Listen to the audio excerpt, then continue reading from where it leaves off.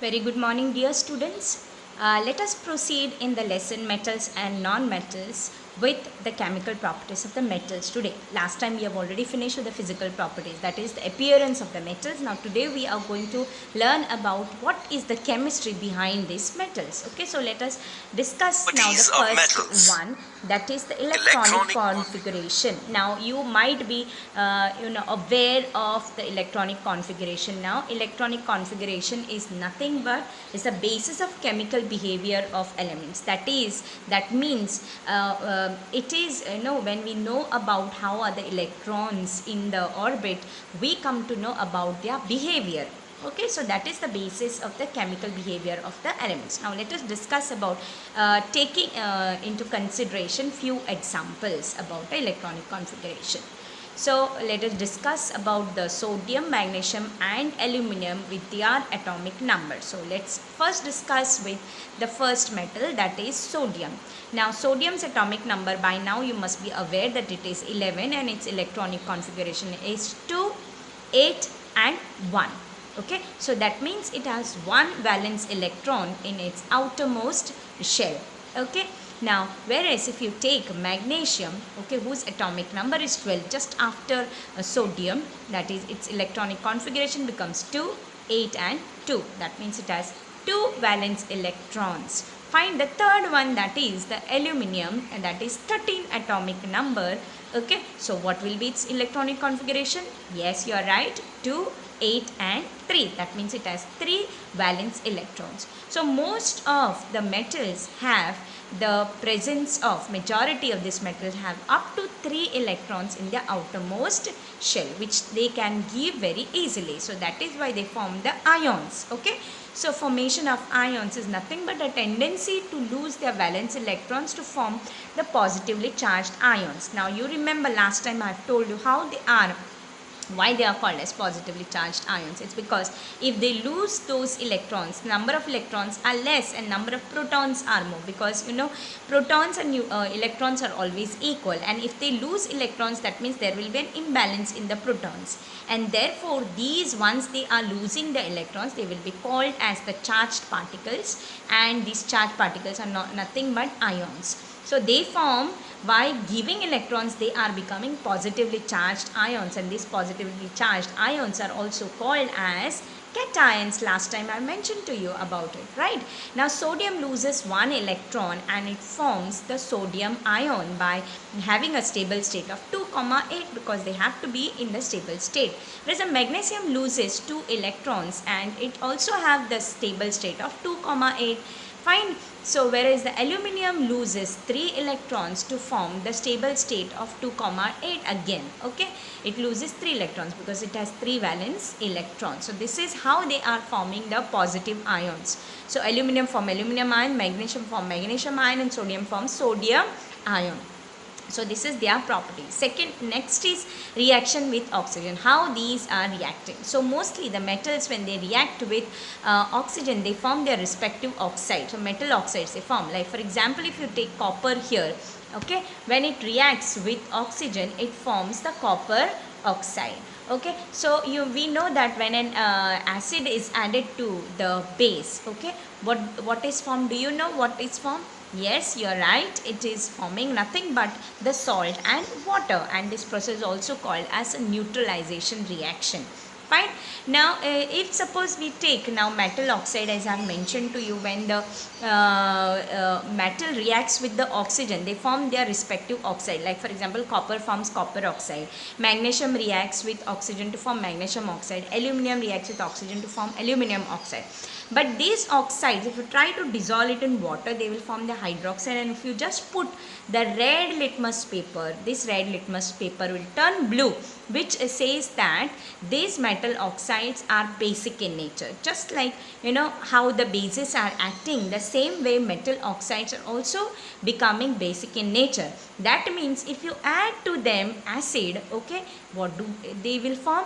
Yes, of course, they will also form salt and water. So it is the same like that of the reaction of an acid and a base. So here you are adding acid to the metal oxide because metal oxide is basic in nature, and same way it forms its respective salt and water. Like for example, if we take now magnesium oxide, okay, and treat it with acid, okay, that is HCl, if you treat it with, then you are going to get what? You are going to get magnesium chloride and water as the product. Okay, this is just an example. So even when you treat now copper sulfate, which is the metal, metal oxide is a basic nature. So if you take copper oxide, okay, and try to add sulfuric acid to it, you are going to get the salt called as copper sulfate and water. So it is a neutralization reaction because copper oxide is basic in nature. Fine. Now next we are going to learn now about the reaction with the acid, how these metals are reacting. So metals mostly react with the acid to form their respective salt again, okay, and the respective salt and the hydrogen gas. Okay, let us see now this example, that is zinc dust. You need to hear this sound right now over here. So when to the zinc is nothing but a metal, okay, grey colored metal, okay, which has a shine, or silver color also you can call, little grayish silver you can call. So this is a metal. When you are adding to it dilute HCl, you will get the formation of, since chlorine is there in hydrogen chloride or hydrochloric acid, it will form zinc chloride and H2 gas, that is hydrogen gas will be formed. And that hydrogen gas, how we come to know? You just hear this sound.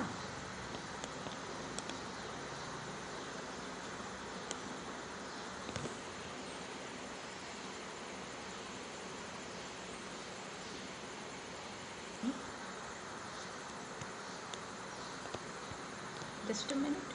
Extinguishes. Here,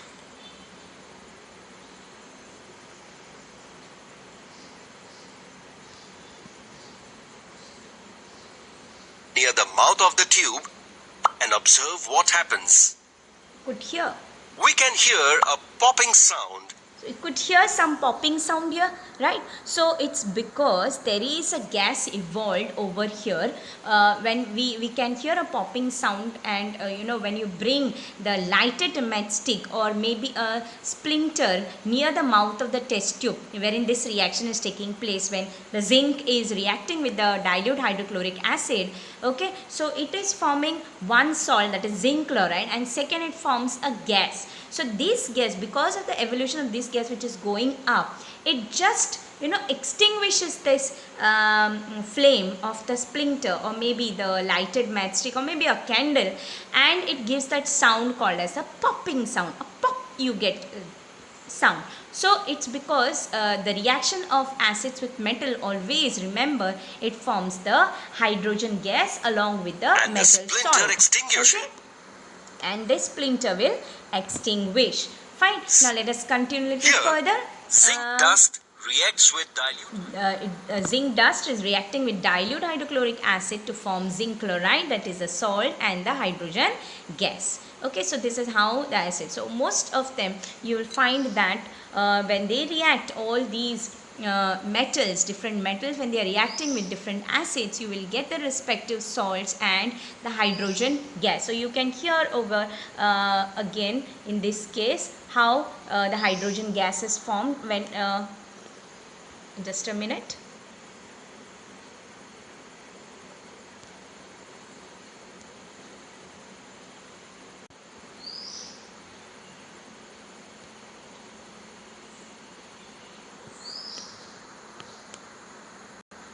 Now let us understand how metal. So you could hear that sound of pop sound, correct? Now let us proceed now with the further part of the lesson, that is how whether these metals are reacting with water or not. Okay, so when they react, most of the metals do not react with water, okay, with few exceptions. So most metals do not show any observable and fast reaction with cold water.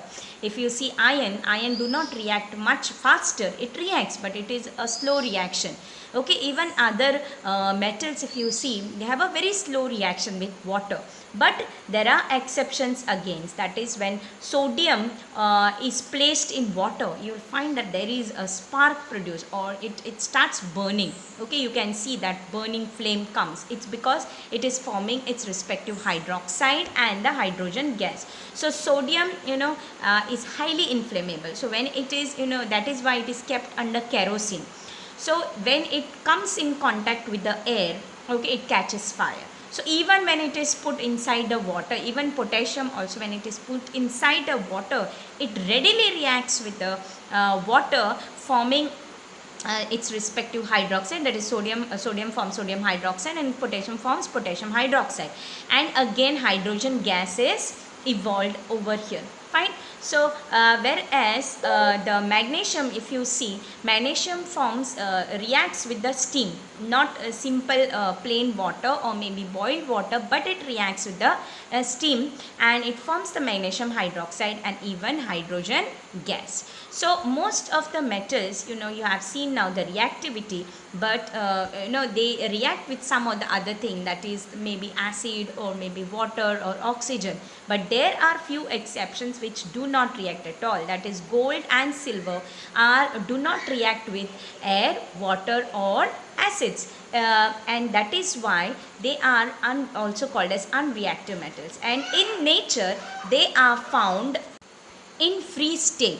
Okay, in free state, that means gold is found in the form of gold, that is Au, and silver is also found in the form of silver, whereas even platinum do not react with air, acid, heat. Okay, and since they do not react with all these parameters and these chemicals, they are also called as noble metals. It's because they hardly react with all these acid or air, maybe heat, and that is why gold remains as gold till for a longer time. It do not form any layer about it.